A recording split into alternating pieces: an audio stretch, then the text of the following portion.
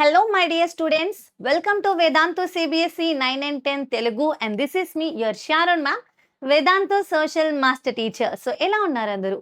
ఈ రోజు వీడియోలో మన క్లాస్ 9 ఎన్సీఆర్టీ న్యూ టెక్స్ట్ బుక్లోని మొదటి లెసన్ అండర్స్టాండింగ్ సోషల్ సైన్స్. ఈ లెసన్ యొక్క వన్ షార్ట్ వీడియో చూసేద్దాం. యాక్చువల్లీ మై డియర్ స్టూడెంట్స్, ఇది చాలా సింపుల్ లెసనే, బట్ స్టిల్ ఇది ఒక కరెక్ట్ పద్ధతిలో మీరు విన్నారంటే కనుక మీరు ఎప్పటికీ మర్చిపోరు. త్రూ అవుట్ ద ఇయర్ మీకు ఈ లెసన్కి సంబంధించి ఎలాంటి డౌట్ ఉండదన్నమాట. మరి ఈ వీడియోలో లైన్ బై లైన్ అంటే మీకు అర్థమయ్యే విధంగా సూపర్ డూపర్ విజువల్స్ పెట్టాను. చక్కగా నేర్చుకుందాం. తప్పకుండా మన ఛానల్ని సబ్స్క్రైబ్ చేసుకోండి. ఆల్రెడీ మన ఛానల్లో 9 and 10 సిబిఎస్ఈకి సంబంధించి అన్ని సబ్జెక్ట్స్ నుంచి వన్ షార్ట్స్ ఉంటాయి, చెక్అవుట్ చేసుకోండి. అండ్ షార్ట్ వీడియోస్లో కూడా ఇన్ఫర్మేటివ్ వీడియోస్ వస్తాయి, చూడండి, సబ్స్క్రైబ్ చేసుకోండి. 9 and 10 సిబిఎస్ఈ స్టూడెంట్స్కి తప్పకుండా షేర్ చేయండి. One more time asking you, definitely please do subscribe our channel. And video అంతా చూసి నచ్చితే లైక్ చేయండి. అండ్ ప్రతి స్టెప్ బై స్టెప్ మీతో మాట్లాడుతూ మిమ్మల్ని క్వశ్చన్స్ అడుగుతూ ఇంటరాక్టివ్గా ఈ సెషన్ చేస్తాను. మధ్యలో నేను అడిగే క్వశ్చన్స్కి తప్పకుండా కామెంట్స్ చేయండి. ఎస్, ఎవరెవరైతే ఈ సెషన్ అటెండ్ అవుతున్నారో అంటే ఆఫ్లైన్లో చూస్తున్నారో తప్పకుండా ma'am I have watched this video అని కామెంట్ చేయండి. And everyday with in 2 weeks, అంటే ఈ వీడియో జూలై 26న రికార్డ్ చేస్తున్నాను. Maybe with in 1 or 2 weeks మన ఛానల్లో లైవ్ సెషన్స్ వచ్చేస్తే చూసేయండి. So let start the session without any ado. Okay, understanding social science class 9 SFP new NCERT 2026-27 one short video. Okay, one short video. Yes, so let us have an introduction first. నానా, మీలో ఎంతమందికి social science favourite అనేది ఒక్కసారి comment చేయండి. నాతో చాలామంది చెప్తారు ma'am social చాలా డిఫికల్ట్, అందులోకి సిబిఎస్ఈ సోషల్ అంటే ఇంకా డిఫికల్ట్గా ఉంటుంది, చాలా సబ్జెక్ట్ మ్యాటర్ డెప్త్ ఎక్కువ ఉంటుంది, క్వశ్చన్ పేపర్ ప్యాటర్న్ కూడా చాలా అన్ప్రెడిక్టబుల్గా డిఫికల్ట్గా ఉంటుంది అంటారు. బట్ మీకు సబ్జెక్ట్ అర్థమయ్యేంత వరకే ఆ డిఫికల్టీ. ఒక్కసారి నా సెషన్స్ అటెండ్ అవ్వండి, ఆ తర్వాత మీకు ఎలాంటి డిఫికల్టీ అనిపించదు ఫర్ ష్యూర్ అనమాట. So now let's have a detailed introduction. Before that, if social is your favourite definitely comment. If not, do you feel social the toughest or boring, అది కూడా comment చేయండి. Right, so the chapter introduces social science as a system, as a systematic study of human society. అంటే మనం ఈ చాప్టర్లో especially ఏం నేర్చుకోబోతున్నాము? Yes my dear students, social science అనేది ఒక systematic study of human society. అంటే మనం ఏదో ర్యాండమ్గా కొన్ని కాన్సెప్ట్స్ చదవట్లా, చాలా సిస్టమేటిక్ అప్రోచ్ అనేది ఉంటుంది. Especially new text book print అయిన తర్వాత ఇది ఇంకా సిస్టమేటిక్గా ఆర్గనైజ్డ్గా మీకు అందించడం జరిగింది. Unlike natural sciences that study nature, social science explains different things. ఏంటి తెలుసుకుందాం. అంటే వేరే సబ్జెక్ట్స్తో పోల్చుకుంటే సోషల్ స్టడీస్లో ఎన్నో కాంబినేషన్స్ ఉంటాయి. ఈ కాంబినేషన్స్ అన్ని ఒక ఆర్గనైజ్డ్గా, సిస్టమైజ్డ్గా, ఇంకా స్ట్రక్చర్డ్గా నేర్చుకుంటాం. So what are that? ఒక్కసారి ఎగ్జాంపుల్స్ చూద్దాము. హౌ పీపుల్ లివ్ టుగెదర్ అంటే దాని అర్థం ఏంటి? Let's take an example of our country India. మన ఇండియాలో ఎన్నో కోట్ల జనాభా ఉంది. మరి ఇంత కోట్ల జనాభా ఉన్న మన దేశం ఎంతో డైవర్సిఫైడ్ కంట్రీ. ఫర్ ఎగ్జాంపుల్, ఎన్నో మతాలు, ఎన్నో కులాలు, ఎన్నో కల్చర్స్ ఉన్నాయి, ఎన్నో లాంగ్వేజెస్ ఉన్నాయి.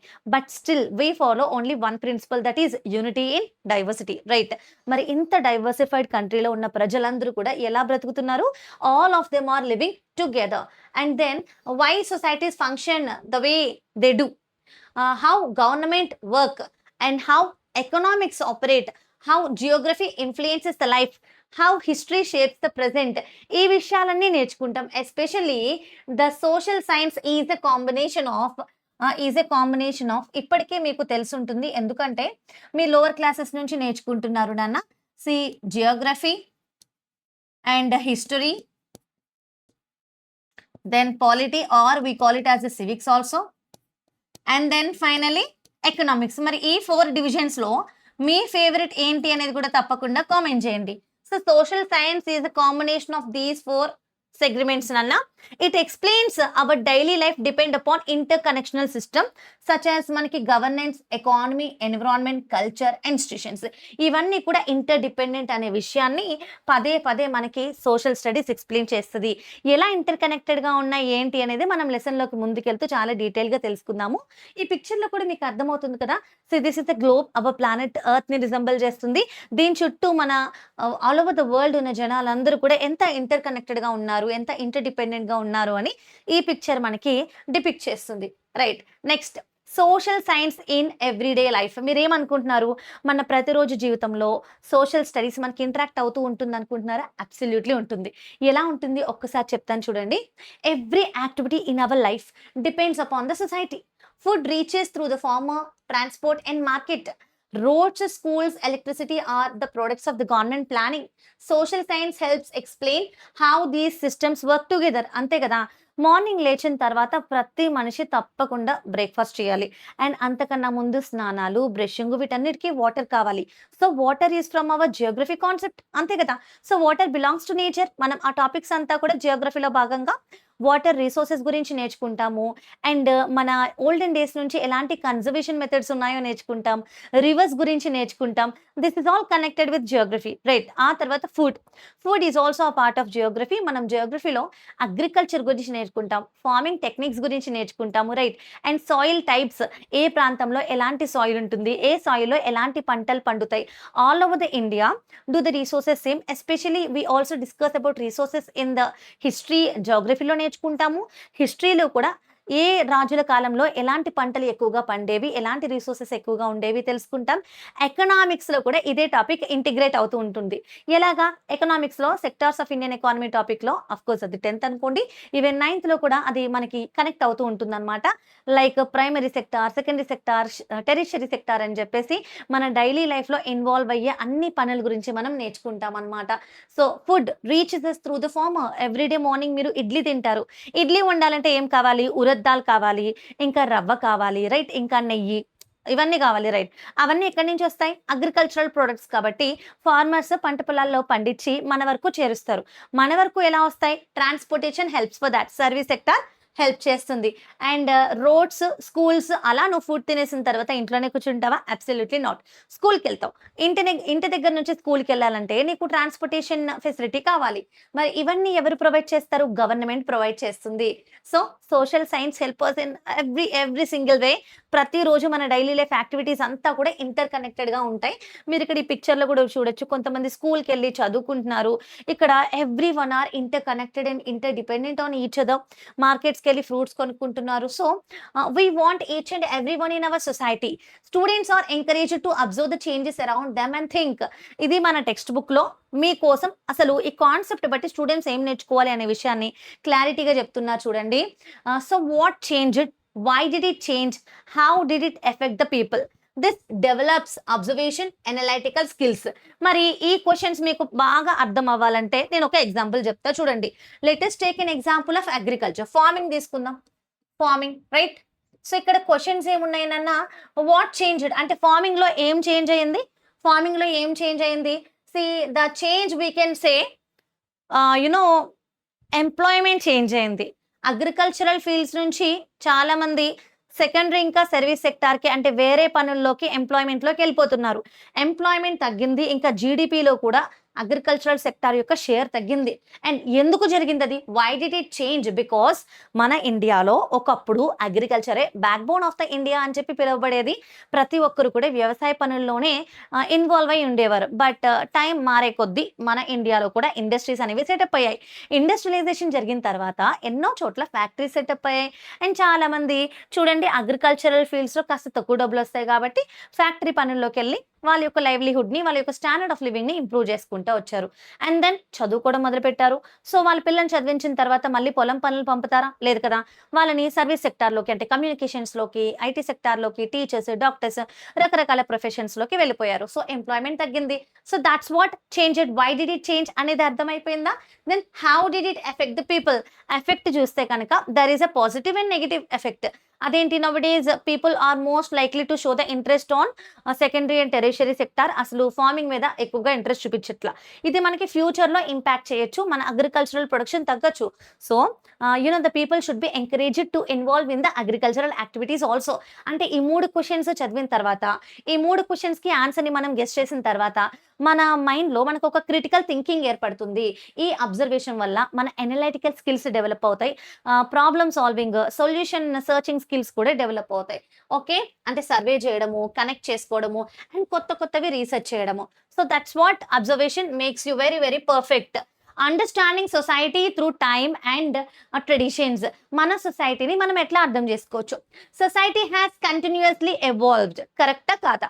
మనం ఒకసారి ఒక 10,000 బీసీఈ వెనక్కి వెళ్ళిపోయి చూస్తే గనక, do you think the society used to be same as now? ఇప్పుడున్నట్టే అప్పటి సొసైటీ కూడా ఉండేదా? ఇప్పట్లాగే అప్పటి పీపుల్ కూడా సేమ్ ఇలాగే డ్రెస్ చేసుకునేవారా? సేమ్ ఇలానే ఉండేవారా? What do you think? మీరేమనుకుంటున్నారు చెప్పండి? Absolutely not. డెఫినెట్లీ చాలా చాలా డిఫరెన్స్ ఉంటుంది కదా! ద డిఫరెన్స్ బి లైక్ అంటే వాళ్ళ మాట్లాడే భాష కానివ్వండి, వాళ్ళు తినే ఆహారపు అలవాట్లు కానివ్వండి, లేదా వాళ్ళు పనిచేసే తీరు కావండి, అన్నిటిలోనూ తేడాలుంటాయి. రైట్. ఎస్పెషల్లీ 10,000 బీసీ అంటున్నాం కాబట్టి ఆది మానవులు, ఓకేనా? రాతి యుగపు మనుషులే ఉండేవారు. మరి డెవలప్‌మెంట్ అనేది అది ఒక ఇన్‌విటబుల్ థింగ్ అన్నమాట. మన లైఫ్‌లో నిర్విరామంగా కంటిన్యూగా జరుగుతునేటటువంటి ఒక ప్రాసెస్. ఒకప్పుడు ఎర్లీ హ్యూమన్స్ ఉండేవారు. తర్వాత వాళ్ళు వ్యవసాయం చేయడం నేర్చుకున్నారు. అగ్రికల్చరల్ లేబరర్స్‌గా టర్న్ ఔట్ అయ్యారు. అండ్ దెన్ సెటిల్మెంట్స్, అంటే ఒకప్పుడు నోమాడ్స్‌గా ఉండేవారు నాన్న. నోమాడ్స్ అంటే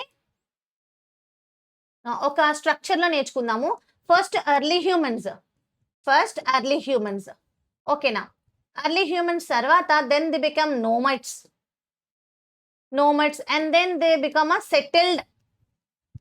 సెటిల్డ్ లైఫ్. ఆ తర్వాత ఒక సెటిల్మెంట్స్ అనేది చేయడం నేర్చుకున్నారనమాట. ఎప్పుడైతే వ్యవసాయం చేయడం నేర్చుకున్నారో నోమడిక్ లైఫ్‌ని ఆపేశారు. అంటే ఒక చోట నుంచి ఇంకొక చోటికి ఫుడ్ కోసము, వాటర్ కోసము, రకరకాల విషయాల కోసం తిరగడం ఆపేసి ఒకటే చోట వ్యవసాయం చేసుకుంటూ ఇల్లు కట్టుకొని వాళ్ళ యొక్క ఫ్యామిలీని నిర్మించుకొని బ్రతికే విధానాన్ని వాళ్ళు నేర్చుకున్నారనమాట. అంటే ఇదే డెవలప్‌మెంట్. డెవలప్‌మెంట్ అంటే ఏంటి? ఒక ఎవాల్వింగ్ అనేది జరుగుతుంది. So early humans, agriculture, then settlements, then cities develop అయ్యాయి. గార్మెంట్స్ ఫార్మ్ అయ్యాయి. ట్రేడ్ చాలా డెవలప్ అయింది. కల్చర్ కూడా ఎవాల్వ్ అవుతూ వచ్చింది. The chapter highlights Indian knowledge traditions. ఈ చాప్టర్‌లో మన భారతీయ సంస్కృతి, మన భారతీయ పరిజ్ఞానం గురించి, మన ట్రెడిషన్స్ గురించి బాగా హైలైట్ అవుతుందన్నమాట ఈ చాప్టర్‌లో. అదంతా చాలా వివరంగా మనం తెలుసుకుందాం. The chapter highlights Indian knowledge traditions as the panchabhutams. So మన ఇండియన్ వేదాస్ ప్రకారం చూసుకుంటే వీ హావ్ 5 ఇంపార్టెంట్ ఎలిమెంట్స్. వాటిని పంచభూతాలు అంటారు. రైట్. లైక్ ఎర్త్ భూమి, వాటర్ నీరు, ఫైర్ అంటే అగ్ని, ఎయిర్ గాలి, and space. This explains the interconnected relationship between humans and nature. మనుషులకి ఇంకా మన ప్రకృతితో ఉన్నటువంటి ఇంటర్‌కనెక్టెడ్ ఆ రిలేషన్‌షిప్‌ని ఈ పంచభూతాలు అనేది మనకి ఎక్స్‌ప్లెయిన్ చేస్తాయి. రైట్. అండ్ దెన్ వసుదైవ కుటుంబం, వసుదైవ కుటుంబకం అని మనం ఎట్లా అనుకుంటాం? The world is one family. It emphasises global inter connectedness. అంటే మన వరల్డ్ అంతా కూడా ఒకటే ఫ్యామిలీగా మనం బిలీవ్ చేస్తాం. మన ఇండియన్ ట్రెడిషన్స్ ప్రకారం, మన ఇండియన్ లిటరేచర్ ప్రకారం we believe that we all are Vasudhaiva Kutumbam. Like the world is one family. Right. ఈ పిక్చర్ ద్వారా మీరు అదే చూడొచ్చు. కరెక్ట్. నెక్స్ట్, అర్థశాస్త్ర అంటే ఏంటి? అంటే మనం ఏం నేర్చుకుంటున్నాం? బేసికలీ ఏమీ లేదు. సోషల్ స్టడీస్ ద్వారా మనం ఏం అర్థం చేసుకోవచ్చు? అండ్ మన ఇండియాలో once upon very ancient time నుంచి ఇప్పటి వరకు డెవలప్‌మెంట్ ఎలా జరుగుతుంది? ఎవల్యూషన్ అంటే ఎలాంటి చేంజెస్ జరుగుతూ వచ్చాయనే విషయాన్ని తెలుసుకుంటున్నాం. అర్థశాస్త్ర అనేది ఏంటి? It was written by actually Kautilya. మనం Kautilya is also called as Chanakya actually. ఓకేనా? చాణక్య అంటే ఒక రాజు ఎలా రూల్ చేయాలి, ఒక దేశం ఎలా గవర్న్ చేయబడాలి అనే విషయాలన్నీ కూడా చాణక్య రాసినటువంటి ఆయన రాసినటువంటి అర్థశాస్త్రాలు క్లియర్‌గా ఎక్స్‌ప్లెయిన్ చేశారు. ఇందులో అడ్మినిస్ట్రేషన్ ఎలా ఉండాలి, టాక్సేషన్ పాలిసీస్ ఏ విధంగా డిసైడ్ చేయాలి, గవర్నెన్స్ ఎలా ఉండాలి, పబ్లిక్ వెల్ఫేర్ ప్రజా సంక్షేమ పథకాలు ఏ విధంగా తీసుకోవాలి, and modern social science continuous these tradition using scientific methods. అంటే ఏం లేదు. బేసికలీ ఈ పారాగ్రాఫ్ ద్వారా మనం అర్థం చేసుకునేది, ప్రస్తుతం మనం ప్రపంచంలో మన యొక్క లైఫ్ స్టైల్ ఏ విధంగా ఉందో, ఈ లైఫ్ స్టైల్ మన హిస్టరీ నుంచి మనం అడాప్ట్ చేసుకున్నాము. మన హిస్టరీ నుంచి మనం ఎవాల్వ్ అయ్యాము. మన ఇండియన్ ట్రెడిషనల్స్‌లో, మన ఇండియన్ పాస్ట్ నుంచి మన యొక్క పూర్వీకులు ఏ విధంగా వాళ్ళు బ్రతికారు, ఎలాంటి అద్భుతమైన బుక్స్ వాళ్ళు రచించారు, వాళ్ళిచ్చిన జ్ఞానంతోటి, వాళ్ళిచ్చిన నాలెడ్జ్ తోటి మనం ఈ రోజు కూడా వాటినే పాటిస్తున్నాం అనమాట. This is the best example. వీటిని ఆధారంగా చేసుకుంటూ దీనికి మరికొన్ని మోడర్న్ పద్ధతులన్నీ చేకూర్చి మనం అబ్జర్వేషన్, ఇంటర్వ్యూస్, సర్వే, ఎవిడెన్స్ ఇవన్నీ కూడా ఇంక్లూడ్ చేసుకున్నాం. Right. So social science as a study of disciplines. Human society is two complex to understand one subject. అంతే కదా? చూడండి, మనుషులందరూ బ్రతికేటటువంటి సమాజం చాలా పెద్దది. అది అర్థం చేసుకోవడం అంత ఈజీ అయిన విషయం కాదు. అందుకే ఇక్కడ మనకి కాంప్లెక్స్ అని అన్నారు. Example, drought effects environment, economy, politics, society, culture. First of all drought అంటే ఏంటి? డ్రాట్ అంటే ఏంటి? See my dear students, see drought is a situation. Drought is a situation where the people does not have food production properly, or yeah, yeah. Nana, drought ante nothing but a situation of no proper food production. No proper food production. Very low or no, అసలు లేకపోవడం లేదా చాలా తక్కువ food production ఉండడాన్ని drought అంటారు. తెలుగులో మనం కరువు అంటాం. ఒకవేళ ఒక ఏరియాలో డ్రాట్ అనే సిచ్యువేషన్ వచ్చింది అనుకోండి, దానివల్ల ఎన్విరాన్మెంట్ ఎఫెక్ట్ అవుతుంది. ఎలాగా? మన ఎకాలజీ, మన ఎకో సిస్టమ్ డిస్టర్బ్ అవుతుంది, ఇంకా ఎకానమీ డిస్టర్బ్ అవుతుంది. ఫుడ్ ప్రొడక్షన్ తగ్గిపోయినా ఆగిపోయినా మనకి ఎకానమీ రాదు, ఇన్ఫ్లేషన్ వచ్చేస్తుంది. At the same time politics, like మన రాజకీయ పరిస్థితులు కూడా డిస్టర్బ్ అవుతాయి. అండ్ సొసైటీలో కూడా చాలా హంగర్, హార్డ్షిప్, ఇవన్నీ ఇబ్బందులు అనేవి ఎదురవుతాయి. అండ్ కల్చర్ కూడా ఎఫెక్ట్ అవుతుంది. Right. Next, therefore social science consists mainly of 4 disciplines. Social science మొత్తాన్ని ఒకటే విధంగా అర్థం చేసుకోవడం కష్టం కాబట్టి we have 4 different type of disciplines. మీకు అర్థమయ్యేలా చెప్పాలంటే 4 సెగ్రిగేషన్స్ ఆర్ కేటగిరీస్ అనుకోండి. Like you already know from your very childhood, me lower classes నుంచి నేర్చుకుంటూనే ఉన్నారు. లైక్ ఫ్రమ్ అంటే మీకు పూర్తిగా సెగ్రిగేటెడ్గా లేకపోయినా మీ సిలబస్లో ఉన్న లెసన్స్ అన్ని కూడా ఈ విధంగానే సెగ్రిగేట్ చేసి ఉంటాయి. Like geography, history, political science, economics. Yes my dear students, మీకేంటంటే ఒకప్పుడు కంబైన్డ్గా ఉండేవి, but from 9th and 10th this will be very different కేటగిరీస్గా ఉంటాయి అన్నమాట. Other disciplines include social, history, political science, economics మాత్రమే కాకుండా the social science also deals with sociology, philosophy, anthropology, psychology. So sociology అంటే మీకు తెలుసు, complete things about political things కానివ్వండి, and philosophy సిద్ధాంతాలకి సంబంధించి, ఆంథ్రపాలజీ హ్యూమన్ రేసెస్కి సంబంధించిన విషయాలు, ఇంకా సైకాలజీ సో హ్యూమన్ మెంటాలిటీస్కి సంబంధించిన విషయాలన్నీ కూడా మనకి సోషల్ సైన్స్లో భాగంగానే నేర్చుకోబడతాం. All disciplines are interconnected, ఇవన్నీ ఇంటర్ కనెక్టెడ్ అనమాట. So firstly, let us try to understand the first discipline in social science, that is geography. Geography అంటే ఏంటి? దీన్ని అచ్చ తెలుగులో ఏమంటారో మీకు తెలుసా? ఇప్పుడు మీరు ఎంతమందికి తెలుసో నాకు తెలీదు, బట్ మా చిన్నతనంలో నేను ఇంగ్లీష్ మీడియంలోనే చదివాను. బట్ మన చుట్టూ చాలా మంది స్టూడెంట్స్ ఉంటారు, ఫ్రెండ్స్ ఉంటారు, like English and Telugu medium. అందులో నాకు సరిగ్గా గుర్తులేదురా. మీకు తెలియండి అంటే నాకు తెలుసు, పూర్తిగా చెప్పాను నేను. ఓకేనా? పూర్తిగా చెప్పను, లేదంటే ఎగ్జాంపుల్స్ ఇస్తా. అర్థశాస్త్రం, ఖగోళ శాస్త్రం, ఇందులో ఏది జియోగ్రఫీ అనేది మీరు చెప్పాలి. రైట్? ఓకేనా? సో వాట్ జియోగ్రఫీ స్టడీస్, అసలు జియోగ్రఫీ ద్వారా మనం ఏం నేర్చుకుంటాం? ఎర్త్ ఫిజికల్ ఫీచర్స్ నేర్చుకుంటాం. అంటే మన భూమి గురించి అన్ని విషయాలు నేర్చుకుంటాం. ఎర్త్ అంటే ఏంటి? మన home. Planet earth is our home, అది మన ఇల్లు లాంటిది. భూమి అనేది మన ఇల్లు లాంటిది. మరి మన ప్లానెట్ ఎర్త్ అనేది ఎలా ఫామ్ అయింది, ఎర్త్ పైన ఎన్ని కాంటినెంట్స్ ఉన్నాయి, ఎన్ని ఓషన్స్ ఉన్నాయి, అండ్ ఎర్త్ పైన ఉండేటటువంటి బయోడైవర్సిటీ ఏంటి, ఎవ్రీథింగ్ అబౌట్ ఎర్త్. ఎర్త్ గురించి నేర్చుకుంటున్నామంటే దాని అర్థం we're learning about our home land, that is our home. Right? Yeah. ఇప్పుడు మీకు ఒక క్వశ్చన్ అడుగుతున్నాను, very very very simple question, basic అనమాట. మీరు తప్పకుండా ఆన్సర్ చేసేస్తారు. ఎంతమంది కమెంట్ సెక్షన్లో కరెక్ట్గా ఆన్సర్ చేస్తారో చూస్తాను. ఆన్సర్ చేసిన వాళ్ళకి నేను రిప్లై ఇవ్వడంతో పాటు నా పర్సనల్ టెలిగ్రామ్ ఐడి కూడా షేర్ చేస్తాను. సో మీ డౌట్స్ అన్ని నాతో క్లియర్ చేసుకోవచ్చు. బంపర్ ఆఫర్ కదా ఇది. సరే చూద్దాం. So how many continents and oceans are there on the earth? Continents and oceans on the earth. Continent and oceans on the earth. ఎవరు కమెంట్ చేస్తే కరెక్ట్ ఆన్సర్ వాళ్ళకి నేను రిప్లై ఇవ్వడంతో పాటు నా పర్సనల్ టెలిగ్రామ్ ఐడి కూడా షేర్ చేస్తాను. Done. So human settlements గురించి జియోగ్రఫీ డీల్ చేస్తుంది. ఎన్విరాన్మెంట్, మన చుట్టూ ఉన్న పర్యావరణం గురించి, ఎన్విరాన్మెంట్లో జరుగుతున్న మార్పుల గురించి, పొల్యూషన్స్ గురించి, climate change, everything we will discuss as a part of geography. And then maps, this is very integral part of geography నాన్న. మ్యాప్ అనేది చాలా చాలా ఇంపార్టెంట్. మళ్ళీ మ్యాప్స్లో మనం చాలా different type of maps discuss చేస్తాము. ఫిజికల్ మ్యాప్, పొలిటికల్ మ్యాప్, అలాగే rainfall map, thematic maps, different type of maps ద్వారా మనం డిఫరెంట్ టైప్ ఆఫ్ ఇన్ఫర్మేషన్కి యాక్సెస్ తెచ్చుకోగలుగుతాం. క్లైమేట్ గురించి, రీసోర్సెస్ గురించి, and then human environment interaction, వీటన్నిటితో మన హ్యూమన్ బీయింగ్స్ యొక్క ఇంటరాక్షన్ ఎలా ఉంటుంది అనేది కూడా మనం జియోగ్రఫీ ద్వారా తెలుసుకుంటాం అన్నమాట. రైట్? యా. నెక్స్ట్, అంతేకాకుండా different tools, maps, globe, atlas, GIS, infographics, ఇవన్నీ కూడా మనం జియోగ్రఫీలో భాగంగా నేర్చుకుంటాం. ఒక్కొక్కటి ఏంటి మ్యామ్ అర్థం కాలేదు అంటే నిజంగా అంత క్లియర్‌గా అర్థం చేసుకోవడానికి రెడీగా ఉన్నట్లయితే గనక ఎవ్రీడే ప్రతి లెసన్ వన్ షాట్ పెట్టేస్తాను. లైవ్ సెషన్స్ కూడా పెడతాను. అందులో ప్రతి డౌట్ క్లియర్ చేస్తాను. తప్పకుండా అటెండ్ అయిపోండి. Right. Yeah! Next what you will learn in geography స్పెసిఫిక్‌గా చెప్పేస్తాను చూడండి. ఓవరాల్‌గా జియోగ్రఫీ నుంచి మీరు నేర్చుకోబోయేదేంటి? The first thing is about land forms నాన్న. ల్యాండ్ ఫార్మ్స్ అంటే ఏంటి? The physical features that shaping the earth surface. అంటే మన ఎర్త్ యొక్క షేప్‌నే మనం ల్యాండ్‌స్కేప్ అంటాం. Right.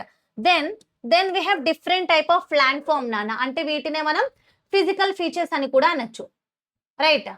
Physical features. Physical features అంటే ఏంటి? మన ఎర్త్ మీద, మన వరల్డ్‌లో ప్రతి ఒక్క చోట ఒకటే రకమైన షేప్ అనేది ఉండదు. మన ఇండియానే ఎగ్జాంపుల్‌గా తీసుకుంటే, మన ఇండియాలో నార్త్ నుండి సౌత్ వరకు మనకి different type of land forms ఉంటాయి. నార్త్‌లో మనకి హిమాలయ పర్వతాలున్నాయి. అండ్ సౌత్‌లో మనకి ఇక్కడేమో వెస్టర్న్ ఘాట్స్ ఉంటాయి. ఇక్కడేమో ఈస్టర్న్ ఘాట్స్ ఉంటాయి. అండ్ రాజస్థాన్ దగ్గర అరావలి మౌంటైన్స్ ఉంటాయి. ఇంకా వి హావ్ రివర్స్ ఉన్నాయి. ఇంకా థార్ డెజర్ట్ ఉంది. And then we have different type of ah yes, like river systems or waterfall. So many landforms we have in our country especially. మరి ఎర్త్ పైన ఇంకెన్ని ల్యాండ్ ఫార్మ్స్ ఉంటాయి? దానికి ఇక్కడ కొన్ని ఎగ్జాంపుల్స్ చెప్తాను. The physical features shaping the earth surface.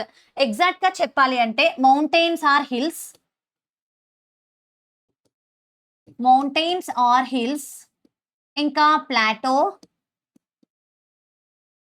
ఇంకా plain అన్నమాట. అంటే ఏ కంట్రీలోనైనా అంటే ముఖ్యంగా మన భూమి మీద ఈ 3 రకాలైనటువంటి ఫిజికల్ ఫీచర్స్ ఉంటాయి నాన్న. ఎత్తైన కొండలు, అంతకన్నా ఎత్తుగా ఉంటే వాటిని పర్వతాలు మౌంటైన్స్ అంటాం. మౌంటైన్స్, హిల్స్ ఒక టైప్ ఆఫ్ ల్యాండ్ ఫార్మ్. మరొక టైప్ ఏంటి అంటే ప్లాటోస్ అన్నమాట. తెలుగులో పీఠభూమి అంటారు. సో మన ఇండియాలో నేను ఒక్క టైప్ ఆఫ్ ప్లాటో పేరు చెప్తాను. మిగతా టైప్స్ ఆఫ్ ప్లాటోస్ అని మీరే ఖచ్చితంగా నాకు ఎగ్జాంపుల్స్‌గా కామెంట్ సెక్షన్‌లో చెప్పాలి. Done. One of the very important plateau in our country is Deccan plateau. అది కాకుండా మీకు తెలిసినటువంటి ఇంకేదైనా ప్లాటో పేరు ఖచ్చితంగా కామెంట్ చేయండి. యాక్చువల్లీ మౌంటైన్ అంటే మనకి ఈ విధంగా ఒక శిఖరాన్ని కలిగి ఉంటుంది. ప్లాటో అంటే ఇంత ఎత్తైన శిఖరం అనేది ఉండదు. ఒక టేబులర్ స్ట్రక్చర్‌లో ఉంటుందన్నమాట. షార్ప్ ఎడ్జెస్ ఉంటాయి. దాన్నే మనం ప్లాటో, పీఠభూమి అంటారు తెలుగులో. So these are the land forms నాన్న. ఈ ఫిజికల్ ఫీచర్సే మన యొక్క ఎర్త్ సర్ఫేస్‌ని షేప్ చేస్తున్నాయి. అంటే మన భూమి ఎత్తుగా ఉందా? లోతైన లోయలున్నాయా? లేదంటే చాలా ఫ్లాట్ ల్యాండ్స్ ఉన్నాయా? అనేది decided by the land forms. And second one we will learn from the geography is atmosphere. ఇది చాలా ఇంపార్టెంట్. సో మన ప్లానెట్ ఎర్త్ చుట్టూ ఒక పొర, ఒక లేయర్ ఆఫ్ గ్యాసెస్ ఉంటది. దాన్నే మనం అట్మాస్ఫియర్ అంటాం. The layer of gases surrounding our planet earth is called atmosphere. ఈ అట్మాస్ఫియర్‌లో మనకి 5 లేయర్స్ ఉంటాయి. ఆ 5 లేయర్స్‌లో మొదటి లేయర్ పేరేంటి? ఖచ్చితంగా కామెంట్ సెక్షన్‌లో కామెంట్ చేయండి. ఓకేనా? వాటన్నిటి గురించి వివరంగా మనం జియోగ్రఫీ ద్వారా నేర్చుకుంటాం. And then about climate. It's very, very, very important నాన్న. మనకి క్లైమేట్ అండ్ వెదర్ అని 2 ఫినామినన్స్ ఉంటాయి. Weather is a short term atmospheric condition. అంటే ఒక రోజులో, ఒక వారంలో, ఒక నెలలో లేదంటే ఒక సంవత్సరంలో అంటే 3 మంత్స్‌కి ఒకసారి ఒక సీజన్. ఈ మార్పుల్ని మనం వెదర్ అంటాం. కాన్స్టెంట్‌లీ చేంజ్ అవుతా ఉంటది. స్టాండర్డ్‌గా ఉండదు. అంటే ఈరోజు ఉదయం వాన పడొచ్చు, మధ్యాహ్నం ఎండ ఉండొచ్చు. దాన్నే మనం వెదర్ అంటాం. Short atmospheric condition. అలా కాకుండా ఒక ప్రాంతంలో 30 ఇయర్స్ పాటు ఆన్ అండ్ యావరేజ్ ఒక 30 years long period of time వరకు ఉండేటటువంటి అట్మాస్ఫియరిక్ కండిషన్‌ని క్లైమేట్ అంటాం. ఫర్ ఎగ్జాంపుల్ స్విట్జర్లాండ్‌లో కూల్ క్లైమేట్. రష్యాలో కూడా కూల్ క్లైమేట్. ఆఫ్రికాలో too hot climate. Antarctica is very, very, very cold and frozen. That is not inhabited at all. So these are all the different, observations we do with the definition of climate and weather. Long-term weather pattern and their impacts we will learn from the topic of climate. And then oceans nana. Oceans are the vast bodies of salt water covering the globe. Ante mana prapancham mottamlo mana globe ni ఎంత percentage water ఉంది మన earth మీద చెప్పండి? How much percentage of water we have on our earth? Definitely comment సెక్షన్‌లో comment చేయండి. ఇది కూడా one of the most important question అన్నమాట. So how much percentage of water is containing on our earth? మరి ఇంత పెద్ద ఓషన్స్ గురించి biomass అంటే major ecological communities of flora and fauna. So flora అంటే మనకి ప్లాంట్ లైఫ్, అలాగే ఫౌనా అంటే మనకి యానిమల్ లైఫ్ అన్నమాట. ఈ రెండిటి గురించి చాలా వాస్ట్‌గా నేర్చుకుంటాము. And then biosphere reserves protected areas and conserving biodiversity అంటే different type of living things అన్న. మన ఎర్త్లో లేదా మన ఇండియాలో ఉండేటటువంటి డిఫరెంట్ లివింగ్ థింగ్స్నే మనం బయోడైవర్సిటీ అంటాం. మరి ఈ బయోడైవర్సిటీని ప్రొటెక్ట్ చేస్తుంది బయోస్పియర్ రిజర్వ్. అలాగే జియోస్పాషియల్ టెక్నాలజీ, సో మన మ్యాపింగ్ ఫ్యూచర్ని ఇంకా అడ్వాన్స్డ్గా మార్చుతుంది అనమాట. These are all the things we will learn from geography. And then history. So my dear students, నా తరపు నుంచి మీకు ఒకటి షేర్ చేసుకుంటున్నాను. My ever green favourite subject is, and of course social science is my top level priority favorite, and then in social, history is my all time favorite. What is your favorite? History, geography, polity or economics? తప్పకుండా comment చేయండి. Here history is everything we need. చాలా మంది అనుకోవచ్చు history is it is an over thing, complete అయిపోయిన విషయం, అది మనకి ఎందుకు అంత ఇంపార్టెంట్ అనుకుంటున్నారా? But 100% important. చాలా క్లియర్గా ఎక్స్ప్లెయిన్ చేస్తాను ఈ టాపిక్ అంతా, జాగ్రత్తగా వినండి. లైక్ చేయడం మర్చిపోద్దు. Do like the session and comment also and subscribe. Okay, so what is history? The study of the humans past, our experiences, our values. So past అంటే గడిచిపోయిన కాలం. ఓకే, అంటే ఒకప్పుడు ఒక 100 సంవత్సరాల క్రితమా, like or before 10,000 years or before millions of years, what happened to the human beings? How do the human beings used to live? అసలు human beings ఎలా ఎవాల్వ్ అయ్యారు, ఎవాల్వ్ అయిన తర్వాత ఎలా బ్రతుకుతూ వచ్చారు? ఒకవేళ ఎర్లీ మ్యాన్స్గా బ్రతకారా?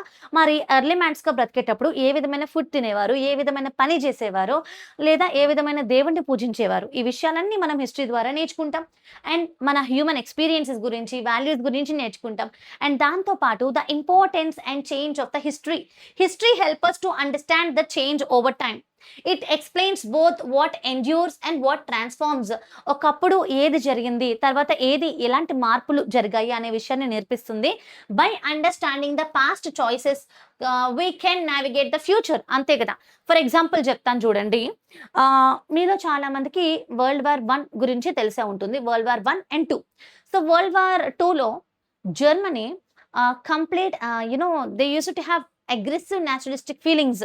అండ్ జర్మనీ దేశంలో ఉండేటటువంటి జర్మనీయే కాదు, ఆల్ ఓవర్ ద యూరోప్లో ఉండేటటువంటి యూదులని చాలా మైనారిటీగా చూస్తూ వాళ్ళని బాగా డిస్క్రిమినేట్ చేసేవారు. So the minorities were not used to get any protection in the country of Germany. And finally World War II టైంలో హిట్లర్ ఏం చేశాడు, ఈ మైనారిటీ జూయిష్ పీపుల్ అందరినీ కూడా అంటే ఒక హోలోకాస్ట్ చేశాడు. ఒకటేసారి మిలియన్స్ ఆఫ్ పీపుల్ని, థౌజండ్స్ ఆఫ్ పీపుల్ని చంపేశాడు అనమాట. రైట్, ఒక్కటేసారి గ్యాస్ ఛాంబర్లో వేసి చంపేసేవారు.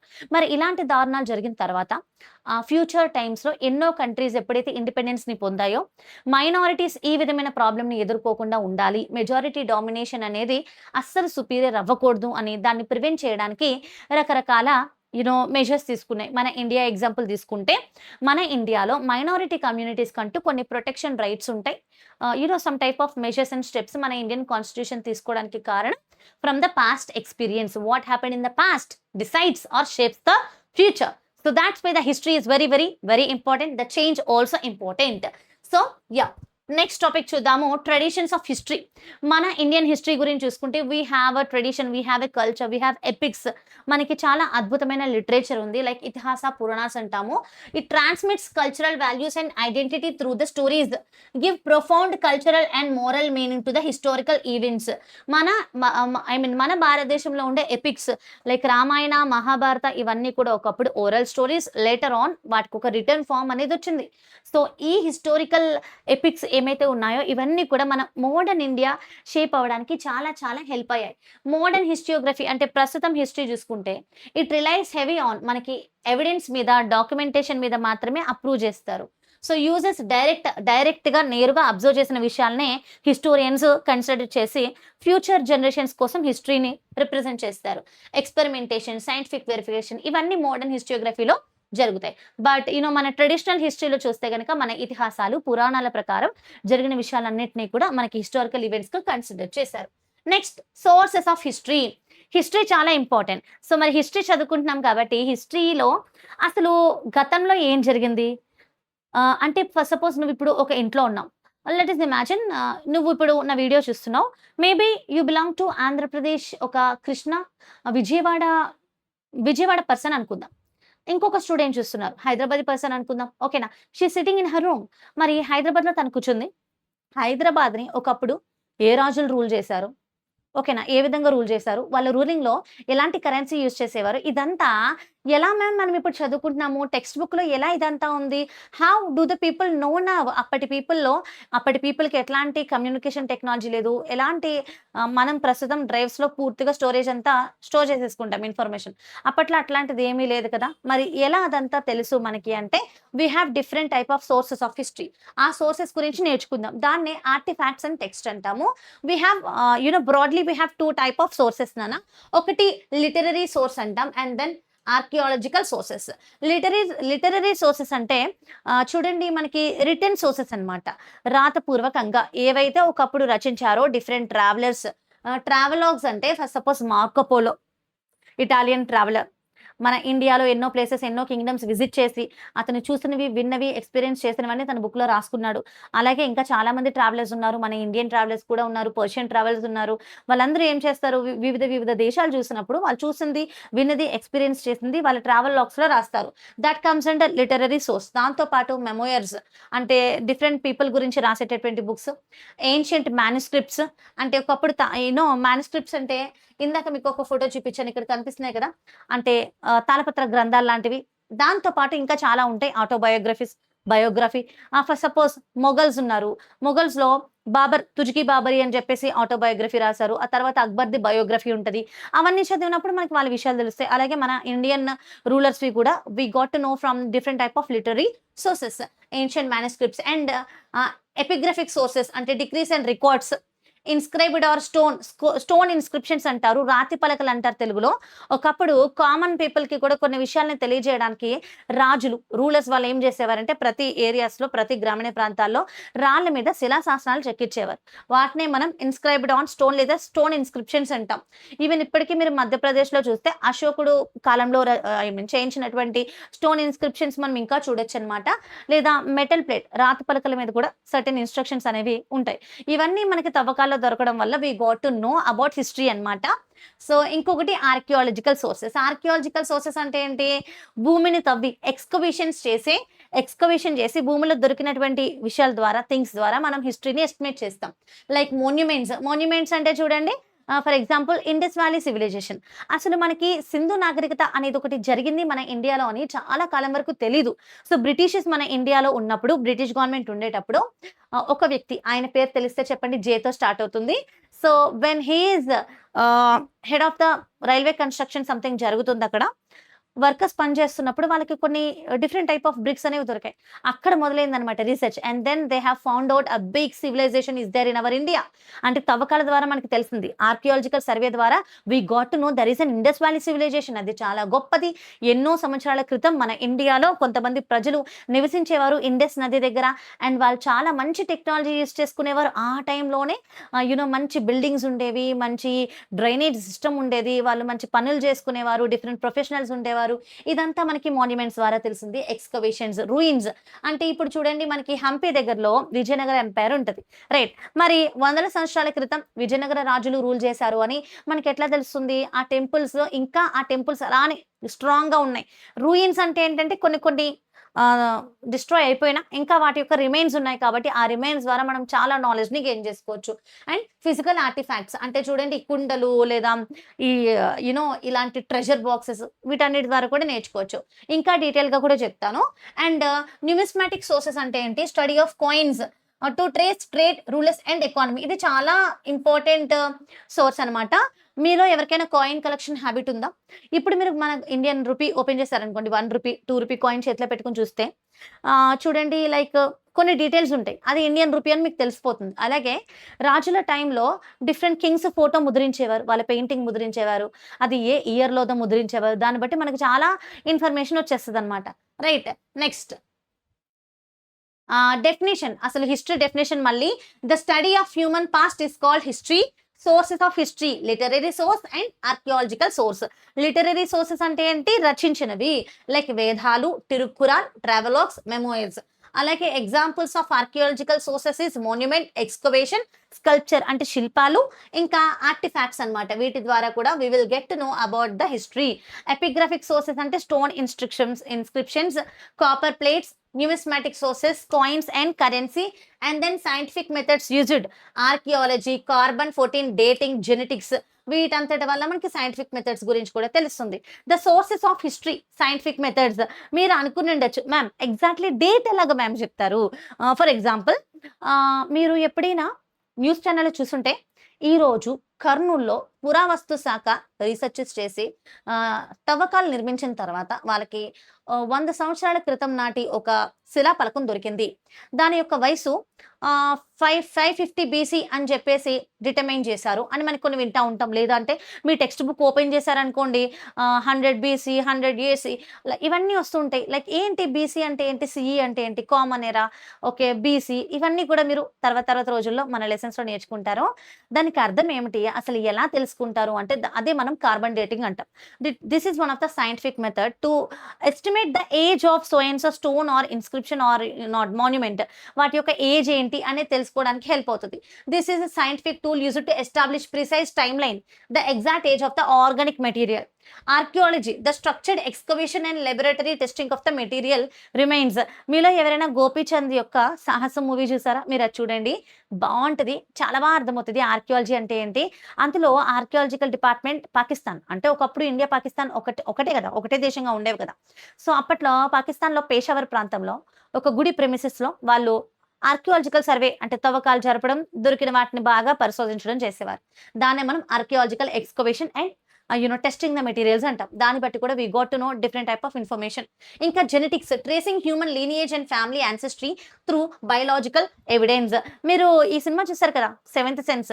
అందులో శృతి హాసన్ ఏం చేస్తుంది, సూర్య హెయిర్ కోసం పాకులాడుతూ ఉంటుంది. ఎందుకు, అతని హెయిర్ కో డిఎన్ఏ టెస్ట్ చేసి బౌద్ధ ధర్మ యొక్క జెనెటిక్స్ ఉన్నాయేమో కనుక్కుంటారు. బికాస్ టు మళ్ళా ఆ యొక్క అప్పుడు ఆయనకున్నటువంటి క్యాపబిలిటీస్ తిరిగి తీసుకురాగలం అని చెప్పి వాళ్ళు సమ్ టెక్నాలజీ కనుగొంటారు కాబట్టి దాని మళ్ళా తీసుకురావడానికి. సో ఇక్కడ మీరు ఎంత క్లియర్గా ఉంది చూడండి పిక్చర్లో. కార్బన్ డేటింగ్ అంటే ఏంటి, ఎముకలు ఏవైతే దొరుకుతాయో ఆర్గానిక్ మెటీరియల్, దాని మీద కార్బన్ డేటింగ్ అనే టెక్నాలజీ యూజ్ చేసి దాని యొక్క ఏజ్ని ఎస్టిమేట్ చేస్తారు. Right, what you will learn in the history. హిస్టరీలో మీరు ఏం నేర్చుకుంటారు? ఇక్కడ చూడండి, మన హ్యూమన్స్ యొక్క జర్నీ ఎక్కడ మొదలైంది, ఆది మానవులుగా, ఒక ఎర్లీ మ్యాన్గా. Do you know Lucy is the first lady అంటారు. లూసీ అనే ఇంగ్లీష్ మూవీ ఉంటుంది. అందులో అంటే మొత్తం ఇప్పుడు చెప్పలేను అనుకోండి. సో ఏం లేదు, she goes back in to the time line అనమాట. అంటే మన ఆది మానవుడి టైం నుంచి మనిషి ఎక్కడి వరకు ఎవాల్వ్ అయ్యాడు అనే విషయాన్ని నేర్చుకుంటాం. ఎర్లీ హ్యూమన్స్, ఎస్పెషల్లీ మీ 9th క్లాస్ హిస్టరీ పార్ట్ నుంచి you will clearly learn about early humans గురించి, ఇండియన్ సివిలైజేషన్ గురించి, రెనిజెన్స్ అంటే ఏంటి, రిఫార్మేషన్ అంటే ఏంటి, ఎన్లైట్మెంట్ అంటే ఏంటి, ఇండస్ట్రియల్ రెవల్యూషన్ గురించి నేర్చుకుంటారు. కొలోనలిజం అంటే ఇక్కడ మీకు కనిపిస్తుందా, వీళ్ళందరూ ఏం చేస్తున్నారు, పోరాడుతున్నారు, మా ఇండియా మాకే కావాలి, మాకు ఇండిపెండెన్స్ కావాలి అని. సో వలస రాజ్యాల పరిపాలన కొలోనలిజం అంటారు. అంటే బ్రిటిష్ లేదా యూరోపియన్ కంట్రీస్ వేరే దేశాలని ఆక్రమించుకుని రూల్ చేసేటటువంటి రూలింగ్ని కొలోనలిజం అంటాం. ఇంకా యాంటీ కొలోనియల్ మూమెంట్స్ అంటే సింపుల్ మన ఇండియన్ ఫ్రీడమ్ మూమెంట్ అనమాట. ఈ విషయాలన్నీ మనం హిస్టరీ ద్వారా నేర్చుకుంటాము. Are you excited? మీరు ఎక్సైటెడ్గా ఉంటే yes I'm excited and waiting అని కమెంట్ చేయండి. ఇది కేవలం ప్రారంభం మాత్రమే, ముందుంది ఫుల్ సినిమా అనమాట. తప్పకుండా మన ఛానల్ని సబ్స్క్రైబ్ చేసుకుని బెల్ ఐకాన్ క్లిక్ చేసి ఆల్ అని క్లిక్ చేయండి. much more awaiting for you. I don't want you people to miss this amazing content from our channel, right? So ఇప్పటి వరకు మనం హిస్టరీ గురించి డిస్కస్ చేసాం, అంతకన్నా ముందు జియోగ్రఫీ గురించి కూడా డిస్కస్ చేసాం. And now comes the third hero of today's session is political science. So political science ని మరొక పేరుతో కూడా పిలుస్తాం, ఏంటది చెప్పండి త్వరగా. What do we call political science? We call it as the polity అంటాం, అండ్ దెన్ సివిక్స్ అని కూడా అంటాం. అండ్ మీకు తెలిసినంత వరకు పొలిటికల్ సైన్స్ అంటే ఏంటి, what do you know about this ఒక్కసారి కామెంట్ చేయండి. So the study of how human beings interact with their administration and governance. అంటే చూడండి, కమ్యూనిటీ అంటే ఏంటి, సమాజం అంటే ఏంటి. మీరేమనుకుంటున్నారు, ఒక ఆది మానవుల టైంలో కూడా, ఎర్లీ హ్యూమన్స్ టైంలో కూడా గొడవలు అనేవి వచ్చేవి కాదంటారా? డెఫినెట్గా వస్తాయి. ఎక్కడైతే ప్రాపర్ ఆర్గనైజేషన్, ప్రాపర్ మేనేజ్మెంట్ లేదో డెఫినెట్లీ అక్కడ ప్రాపర్ అలైన్‌మెంట్ ఉండదు. ఈవెన్ ఆది మానవ టైం తర్వాత ఎప్పుడైతే సెటిల్‌మెంట్స్ చేసుకున్నారో నెమ్మదిగా చిన్న చిన్న టౌన్‌లు, చిన్న చిన్న పెద్ద పెద్ద నగరాలు, మహాజనపదాలు, జానపదాలు లాంటివి క్రియేట్ అయ్యాయి.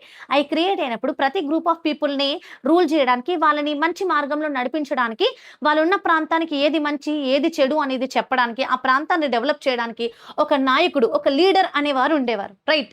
అలాగే ప్రస్తుతం మనమున్న సమాజంలో కూడా మనందరిని కూడా ప్రాపర్ అలైన్‌మెంట్‌లో ఉంచడానికి, మన కంట్రీని గవర్న్ జేయడానికి, మన కంట్రీలో డెవలప్‌మెంటల్ యాక్టివిటీస్ చేపట్టడానికి, వెల్‌ఫేర్ స్కీమ్స్ తీసుకురావడానికి మనకి ఒక సిస్టమ్ అనేదుంది. ఆ system to govern the people of our country.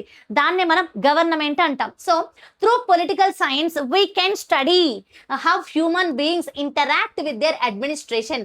Administration అంటే ద సిస్టమ్ ఆఫ్ రూలింగ్ అన్నమాట. అంటే మన ఇండియాలో రూలింగ్ ఎలా జరుగుతుంది, గవర్నింగ్ ఎలా జరుగుతుంది, ఎలా రూల్ చేస్తున్నారు, దేని ప్రకారం రూల్ చేస్తున్నారు అని తెలుసుకోవడాన్ని, ఇంటరాక్ట్ అవ్వడాన్ని దాన్ని మనం పొలిటికల్ సైన్స్ అంటాం. The government, first of all government గురించి నేర్చుకుంటాం. How institutions run the country. So, government లాంటి ఈ ప్రభుత్వాలు ఎలా మన ఒక కంట్రీని నడిపిస్తాయి. ఇంకా సిటిజన్స్ అంటే మనమే. ఒక దేశంలో ఉన్న ప్రజలనే సిటిజన్స్ అంటారు. సో, మనకున్న రైట్స్ ఏంటి, మనకున్న డ్యూటీస్ ఏంటి, పొలిటికల్ సైన్స్ ద్వారా మనం నేర్చుకుంటాం. And then the system, how power is distributed and policies are made. అంటే పొలిటికల్ సైన్స్ ద్వారా we are going to understand power అనేది ఎలా షేర్ అవుతుంది, గవర్నమెంట్ ఎగ్జాక్ట్‌లీ ఎలా వర్క్ అవుతుంది. అంటే మన ఇండియా ఎగ్జాంపుల్‌గా తీసుకుంటే మన ఇండియా కొంచెం పక్కన పెడతాం. వరల్డ్ వైడ్‌గా ఎలాంటి గవర్నమెంట్ సిస్టమ్స్ ఉంటాయి, ఏ కంట్రీలో ఎలాంటి గవర్నమెంట్ ఉంటుంది, అండ్ మన ఇండియాలో ఎలాంటి గవర్నమెంట్ సిస్టమ్ ఉంది, డెమోక్రసీ. అయితే ఈ డెమోక్రటిక్ గవర్నమెంట్ ఎలా వర్క్ అవుతుంది, ఎలక్షన్ ప్రాసెస్ గురించి నేర్చుకుంటారు. అండ్ కాన్స్టిట్యూషన్ గురించి నేర్చుకుంటారు. బికాస్ కాన్స్టిట్యూషన్ బేస్ మీదనే మన ఇండియాలో ప్రతి లా అండ్ ఆర్డర్ అనేది జరుగుతుంది. గవర్నింగ్ అంతా కూడా కాన్స్టిట్యూషన్‌లో ఉన్నటువంటి డైరెక్టివ్ ప్రిన్సిపల్స్ బట్టి అందులో ఉన్న ఎవ్రీ ఎలిమెంట్ అంతా మనం ఫాలో అవుతాం. ఎస్పెషల్లీ మనకంటూ ఉన్న పొలిటికల్ రైట్స్ గురించి, డ్యూటీస్ గురించి కూడా, అంటే ఫండమెంటల్ రైట్స్ అండ్ డ్యూటీస్ గురించి కూడా మనం నేర్చుకుంటాం. Right. It is not just about the politicians. So, political science అన్న పేరు వినగానే అయితే పొలిటీషియన్స్ ఏమో లేదంటే సైంటిస్టులేమో అని మాత్రం అనుకోవద్దు. It is about the every public service from the building roads to cleaning drains. అంటే రోడ్లు కట్టడం దగ్గర నుంచి, డ్రైనేజ్‌లు క్లీన్ చేయడం దగ్గర నుంచి, ఒక దేశాన్ని పరిపాలించేటటువంటి రూలర్స్ గురించి తెలుసుకునేదంతా పొలిటికల్ సైన్స్‌లోకే వస్తుంది. This is very, very, very important for a future citizen. మీరే కదా future citizens of India. You need to know. Very recent యాక్టివిటీన మన ఇండియా ఢిల్లీలో స్టూడెంట్స్ అందరూ కలిసి జెన్‌జీ ప్రొటెస్ట్ చేసి ఒక పెద్ద మార్పుని తీసుకొచ్చారు. అంటే మీరు అనుకోవచ్చు 10th క్లాస్ పాస్ అవ్వడమే మీ యొక్క టార్గెట్, లేదా 9th క్లాస్ ఎగ్జామ్ పాస్ చేయడమే మీ యొక్క టార్గెట్ మాత్రమే కాదు. ఇక్కడ చదువు, ర్యాంకులు, మార్కులు మాత్రమే కాదు. Knowledge is important. Knowledge is important. Your active participation is important because you are the future of India. Right. Governance and the state. The state is organized political community under a single system of government. State అంటే ఏంటి? ఇక్కడ ఈ కాంటెక్స్ట్‌లో country అని అర్థం. ఒక దేశం అంటే ఒక ప్రభుత్వ పద్ధతి ద్వారా సిస్టమాటిక్‌గా, ఆర్గనైజ్డ్‌గా చేయబడినటువంటి ఒక కలెక్షన్ ఆఫ్ కమ్యూనిటీని మనం ఇక్కడ గవర్నమెంట్ అంటున్నాం. స్టేట్ అంటున్నాం. The machinery of the government అంటే మన గవర్నమెంట్ చేసే ఫంక్షన్స్ అన్నీ కూడా ఒక ప్రోగ్రామింగ్ పద్ధతిగా డిఫరెంట్ ఆర్గన్స్ అన్నీ కలిసి ముందుకు తీసుకెళ్తాయి మన ఇండియన్ గవర్నింగ్ సిస్టమ్‌ని. For example we have Supreme Court, parliament ఉంది, పోలీస్ సర్వీసెస్ ఉన్నాయి. ఇంకా క్లియర్‌గా ఒక పద్ధతిలో చెప్పాలంటే మన ఇండియాలో mainly 3 organs of the governments ఉంటాయి. Like legislature and then executive and then we have judiciary. Okay. ఈ 3 కూడా మన ఇండియాకి 3 పిల్లర్స్ లాంటివి. ఈ 3 ఇండిపెండెంట్ ఆర్గన్స్ ఆఫ్ ద గవర్నమెంట్‌కి అటానమస్ రూల్స్ ఉంటాయి. అటానమస్ రైట్స్ ఉంటాయి. అటానమస్ పవర్ ఉంటది. సెల్ఫ్ రూలింగ్ పవర్ ఉంటది. Let us take an example of legislature. This is law making body of the country. Legislature అంటే ఏంటి నాన్న? Legislature is nothing but law making body of the country. Law making body. Law making body అంటే we have central లెవెల్‌లో parliament ఉంది. State లెవెల్‌లో assemblies అన్నమాట. State లెవెల్‌లో అసెంబ్లీస్‌లో మనకి ఎలక్షన్స్ కండక్ట్ చేస్తారు. అప్పుడు ప్రతి స్టేట్‌కి కూడా member of the legislative assembly ఎమ్మెల్యేలని ఎన్నుకుంటాం. ఎమ్మెల్యే మన తరపున, మన కాన్స్టిట్యుయెన్సీ తరపున అసెంబ్లీలో కూర్చొని మనకంటూ చట్టాలను తయారు చేస్తారు. చట్టం అంటే లాని తయారు చేస్తారు అన్నమాట. అదే విధంగా కంట్రీ లెవెల్‌లో, సెంట్రల్ లెవెల్‌లో కూడా పార్లమెంట్‌లో member of the parliament MP అంటాం. లోక్‌సభ ఇంకా రాజ్యసభలో ఉన్న మెంబర్స్ మన దేశానికి కావాల్సిన అటువంటి చట్టాలని, డెసిషన్స్‌ని తీసుకుంటారన్నమాట. So, this is the government. అలాగే ఎగ్జిక్యూటివ్ అంటే ఏంటి? ఇంప్లిమెంటింగ్ అన్నమాట. లెజిస్లేచర్‌లో చట్టాలైతే తయారు చేయబడ్డాయో అవన్నీ కూడా మనకి ఎగ్జిక్యూటివ్ వింగ్‌లో ఇంప్లిమెంట్ అవుతాయి. And what is the third one? Judiciary. State వైస్‌గా జ్యూరిస్డిక్షన్ ఏంటి ఒక్కసారి కామెంట్ చేయండి. రైట్. ఓకే. జ్యుడిషియరీ అంటే న్యాయస్థానం అన్నమాట. అంటే ప్రతి స్టేట్ లెవెల్‌లో వి హావ్ హైకోర్ట్ అండ్ ప్రతి సెంట్రల్ లెవెల్‌లో, ప్రతి కాదు ఉన్నది ఒకటే నేషన్. సెంట్రల్ లెవెల్‌లో మనకి సుప్రీం కోర్ట్ ఉంది. స్టేట్ లెవెల్‌లో మనకి హైకోర్ట్ ఉందన్నమాట. And public welfare schemes like government schools కానివ్వండి, ప్రైమరీ హాస్పిటల్స్ కానివ్వండి and local bodies like municipal corporations ఇవన్నీ కూడా మన డైలీ లైఫ్‌ని మేనేజ్ చేస్తూ ఉంటారు. So governance is the actual practice of running these institutions for the people. ప్రజల కోసం ఈ ఇన్‌స్టిట్యూషన్స్ అన్నిటిని నడపడమే ఒక గవర్నమెంట్ యొక్క బాధ్యత. చూడండి, స్టేట్ అంటే ద గవర్నమెంట్ యొక్క పనేంటి? So hospitals, colleges, schools and then assembly. So everything, every welfare system for the people will be run by the government. So the constitution, ఇది కూడా మనం పొలిటికల్ సైన్స్ లో భాగంగా నేర్చుకుంటాం. కాన్స్టిట్యూషన్ అంటే ఏంటి? రాజ్యాంగం. It is the rule book నాన్న. ఏ ఆర్గనైజేషన్ సూఫీగా అంటున్నాను, సారీ. ఏ ఆర్గనైజేషన్ అయినా సరే చాలా సాఫీగా, స్మూత్ గా రన్ చేయాలంటే దానికంటూ ఒక రూల్స్ అండ్ రెగ్యులేషన్స్ కావాలి. మరి మన ఇండియాకంటూ మన గవర్నింగ్ సిస్టమ్ కోసం డాక్టర్ బిఆర్ అంబేద్కర్ ఇంకా చాలా మంది కాన్స్టిట్యూయెంట్ అసెంబ్లీ మెంబర్స్ అందరి యొక్క ఆధ్వర్యంలో మన ఇండియాకు ఒక రాజ్యాంగం తయారు చేయబడింది. దాన్ని మనం ఇంగ్లీష్ లో ద కాన్స్టిట్యూషన్ అంటాం. So the supreme rule book of the nation. దీన్ని దాటి ఎవ్వరు ఏ పని చేయకూడదు. ఇండియాలో ఉన్న ప్రతి ఒక్కరు కూడా రాజ్యాంగంలో ఉన్న రూల్స్ అండ్ రెగ్యులేషన్స్ ని ఫాలో అవ్వాల్సిందే. So why do we need it? మనకెందుకు కాన్స్టిట్యూషన్ అవసరం? It guides the government, it dictates power ఎలా షేర్ అవ్వాలి అండ్ ఇది సిటిజన్స్ ని ప్రొటెక్ట్ చేస్తుంది మన రాజ్యాంగం. ఇట్ గ్యారంటీస్ మనకంటూ ఒక 6 ఫండమెంటల్ రైట్స్ ఉన్నాయి. మనకంటూ ఇంకా చాలా ఎన్నో ఆర్టికల్స్, ఎన్నో సెక్షన్స్ ద్వారా మనకు వచ్చిన ప్రతి ప్రాబ్లమ్ కి సొల్యూషన్ మన రాజ్యాంగం ద్వారా మనకు దొరుకుద్ది. It defines duties and outlines what citizens owe the nation. అంటే మనం ఉంటున్న మన దేశానికి, మన కంట్రీకి మనం ఎలా సేవ చేయాలి, ఎలా రెస్పెక్ట్ చేయాలి, మన రెస్పాన్సిబిలిటీస్ ఏంటి అనేది కూడా కాన్స్టిట్యూషన్ మనకి చెప్తుంది. కోర్ ప్రిన్సిపల్స్ ఏంటి? జస్టిస్, లిబర్టీ, ఈక్విటీ ఇంకా ఫ్రాటర్నిటీ అన్నమాట. Right. And then the concept of power. The concept of power అంటే ఏంటి? Here we have misconception and the reality. Power is a privilege for the ruling class. Reality ఏంటంటే power కొంతమంది చేతుల్లో మాత్రమే ఉంటుంది. But power anybody can access the power in our country. ఆ విషయాలన్నీ మనకి పొలిటికల్ సైన్స్ ద్వారా తెలుస్తాయి. Dynamics of the power granted by citizen, health temporarily and strict accountability ఉంటుంది. ఈ అకౌంటబిలిటీ ఉండాలి కాబట్టి రీసెంట్ గా నీట్ పేపర్ లీక్ అయినందుకు జెన్జీ స్టూడెంట్స్ ప్రొటెస్ట్ లో భాగంగా సోనం వాంగ్చుక్ గారి హంగర్ స్ట్రైక్ తోటి they demanded the education minister to resign and the government held accountability and he resign. So accountability అంటే జవాబుదారీతనం. మనం ఎన్నుకున్నాం, రైట్, మన కోసం వాళ్ళు సర్వీస్ చేయాలి. వాళ్ళు తప్పు చేశారు లేదా వాళ్ళ వల్ల తప్పు జరిగింది, సో జవాబు చెప్పాల్సిన బాధ్యత వాళ్ళకు ఉందన్నమాట. That is the pure essence of democracy. Right. So if leader misuse the power, they are voted out. Right. So power is all we need. Democracy, a system where public holds the power to choose the leaders. Democracy అంటే తెలుగులో ప్రజాస్వామ్యం. డెమోక్రసీలో election విధానం ఉంటుంది. Every 5 years లేదా ఒక్కొక్క కంట్రీలో ఒక్కొక్క టర్మ్ ఉంటుంది అనమాట. ఆ టర్మ్ కంప్లీట్ అయిపోగానే మళ్ళీ ఎలక్షన్స్ కండక్ట్ చేస్తారు. అప్పటి వరకు రూల్ చేసినట్టు గవర్నమెంట్ సరిగ్గా ప్రజల యొక్క అవసరాలను తీర్చకపోతే ప్రజలు ఏం చేస్తారు? వేరే వాళ్ళకి ఓట్ చేసుకుంటారు. So democracy is the power of the people అన్నమాట. A system where the public holds the power to choose their leader. ఇందులో కీ ఫీచర్స్ ఏంటి? ఎలక్షన్స్ ఉంటాయి. The mechanism of choice, we really have the choice to whom do we want. And then equality, every vote holds the exact same value. Public voice, citizens directly shape the future of the state. And government by the people, for the people and of the people అన్నమాట, as said by Abraham Lincoln. Right. ఇది voting system. Right. ఇంకొక 18 years వస్తే మీరు కూడా ఓటు వేస్తారు. And then panchayat raj. So the concept grass root democracy in India అంటే local planning, villages problems ఎట్లా సాల్వ్ చేయాలి, ఇంకా సిటిజన్స్ కి ఎస్పెషల్లీ గ్రౌండ్ రూట్ లెవెల్లో అంటే ప్రతి గ్రామీణ ప్రాంతాల్లో లేదంటే చిన్న చిన్న టౌన్స్ లో ఏదైనా సమస్య వస్తే సెంట్రల్ గవర్నమెంట్ వరకు, ప్రైమ్ మినిస్టర్ వరకు రీచ్ అవుట్ అవ్వాల్సిన అవసరంలా. ఎందుకు? చిన్న చిన్న ఊర్లు అనుకోండి, గ్రామ పంచాయతీలు ఉంటాయి, అక్కడికి వెళ్ళి సర్పంచ్ని కన్సల్ట్ చేయొచ్చు, గ్రామ సభలో అటెండ్ అవ్వచ్చు. అలాగే అర్బన్ లెవెల్లో కార్పొరేషన్స్ ఉంటాయి. So this is the ground root level of the government which provides accessibility of the government to every citizen అన్నమాట. సో అదే మనం ఇండియాలో ఫాలో అవుతున్నటువంటి federal structure, central, state and local level government. So 3 tier system ని మనం follow అవుతాం. Operates at central లెవెల్లో central government, national లెవెల్లో స్టేట్ గవర్నమెంట్, అలాగే ప్రతి విలేజ్, బ్లాక్ అండ్ డిస్ట్రిక్ట్ లెవెల్లో కూడా ఉంటుంది. Right. Next, ancient Indian political thought. India has rich deep rooted history of the political knowledge. Ancient method ఏంటంటే knowledge explored through observation ద్వారా, logical dialogue ద్వారా. అంటే మన యొక్క పూర్వీకుల దగ్గర నుంచి మనం చాలా నాలెడ్జ్ అనేది తీసుకున్నాం. ఇప్పుడు మనం పార్లమెంట్ విధానాన్ని పాటిస్తున్నాం, గవర్నమెంట్ సిస్టమ్ ని పాటిస్తున్నాం. ఒకప్పుడు రాజుల వ్యవస్థ ఉండేది, రాజులు పరిపాలించేవారు. అప్పటి కొన్ని ఎలిమెంట్స్ మనం ఇప్పటికీ ఫాలో అవుతుండొచ్చు. So the knowledge we are following, the things we are following today, that is the ancient method and ancient knowledge అనమాట. So dharma and rajdharma. ధర్మ అంటే మోరల్ డ్యూటీ. సో అంటే ఇప్పుడున్న పాలిటిక్స్ కి the foundation is from the very ancient time of our India. Dharma, the foundational rule of doing right thing, మంచి correct thing చేయడానికి ధర్మ అంటాం. Power in ancient India was strictly tied to morality.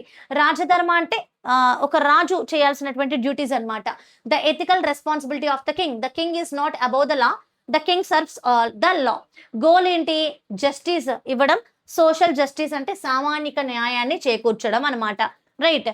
అంటే ప్రజల యొక్క వాళ్ళ యొక్క ఫీలింగ్స్ ని అర్థం చేసుకోవాలి, రాజధర్మాన్ని పాటించాలి.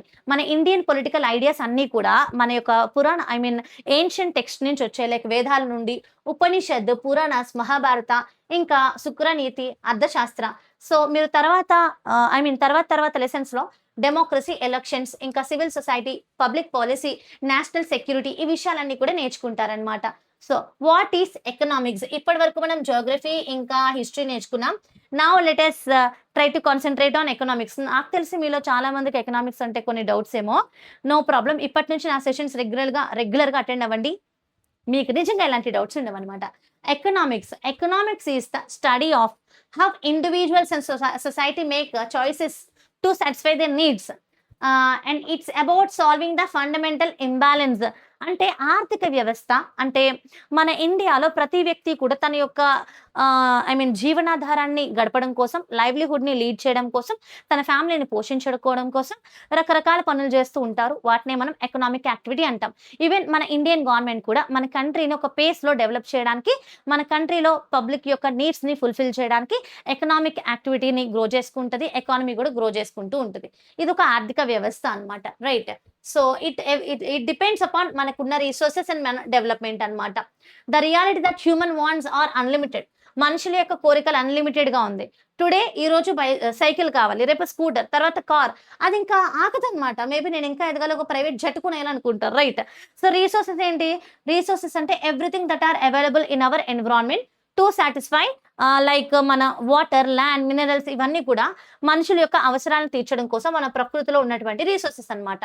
సో ఎకనామిక్స్ బేసికలీ ఏం చదువుతుంది అంటే, ఎకనామిక్స్ ద్వారా మీరు ప్రొడక్షన్ అంటే ఏంటి, డిస్ట్రిబ్యూషన్ అంటే ఏంటి, కన్జంప్షన్ అంటే ఏంటి, రీసోర్సెస్ అంటే ఏంటి, మార్కెట్స్ అంటే ఏంటి, ప్రైజెస్, గవర్నమెంట్ పాలసీస్, గ్రోత్, ఈ విషయాలన్నీ నేర్చుకుంటారనమాట.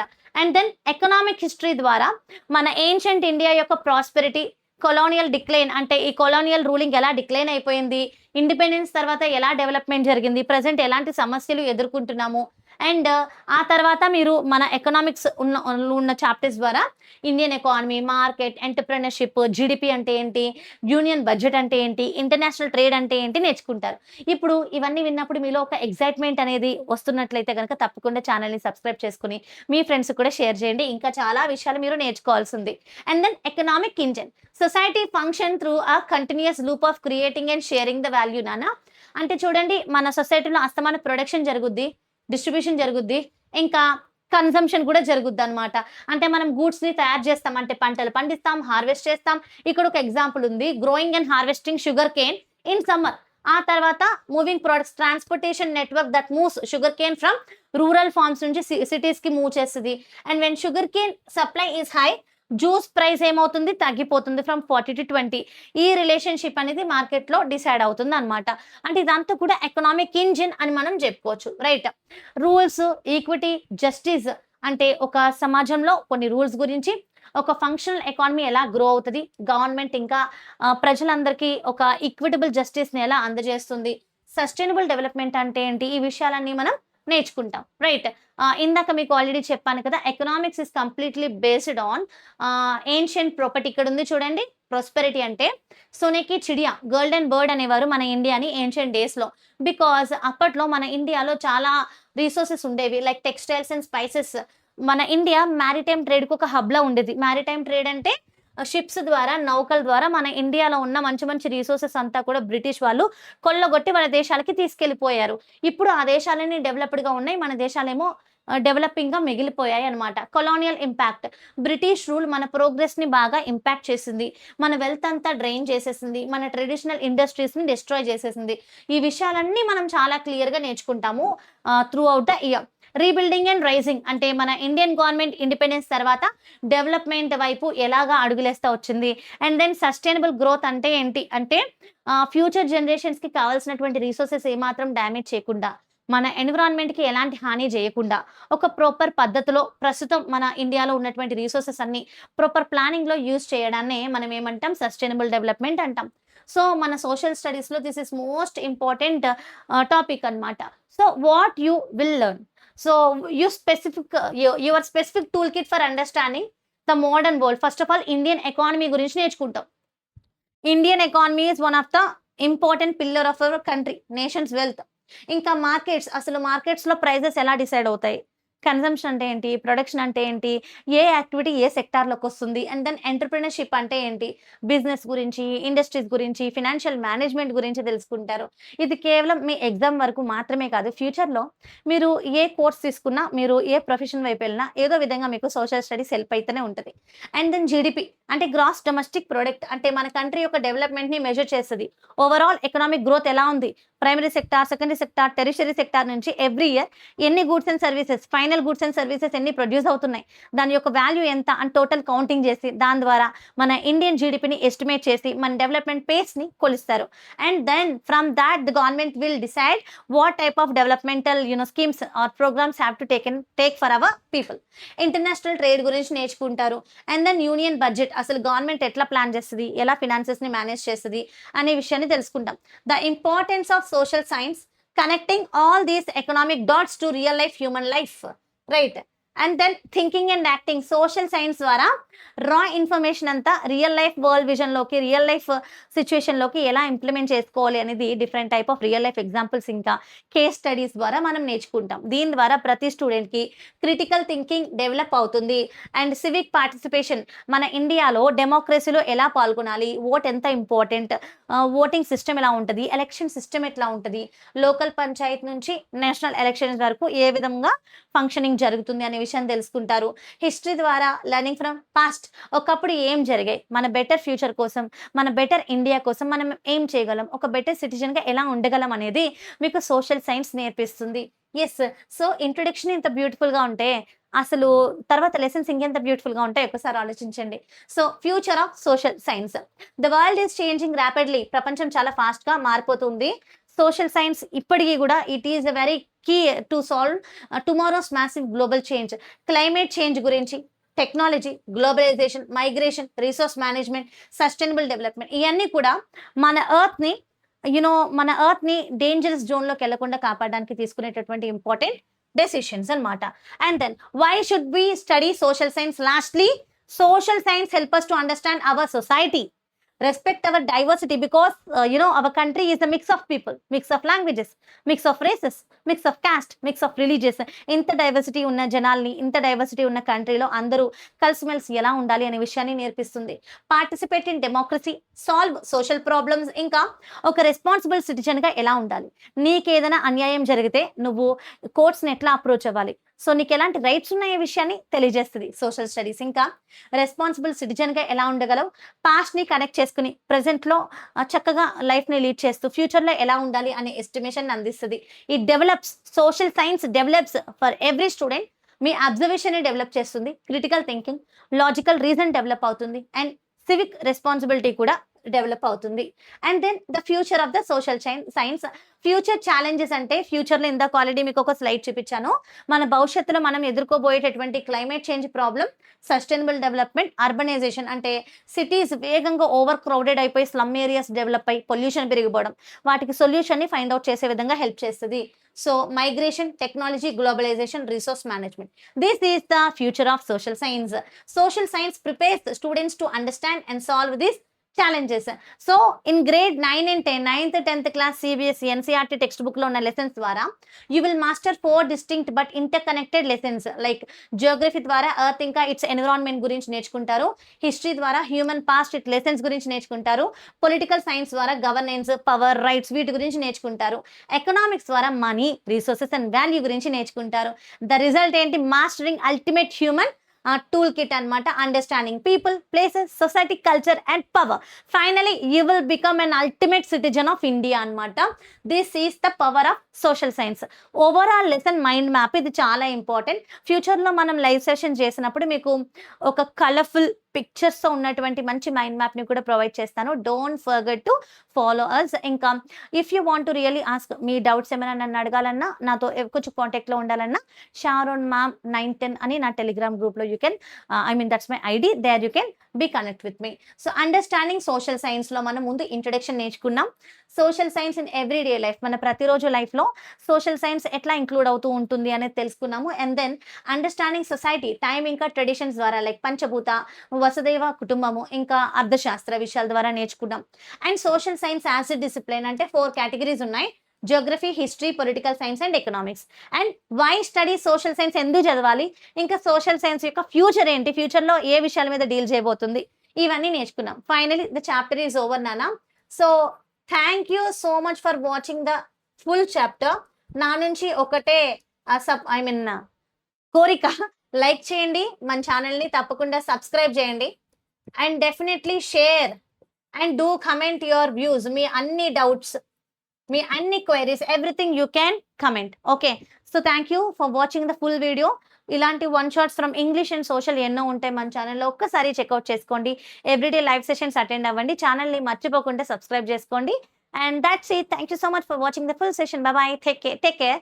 Let's meet again in one more wonderful video.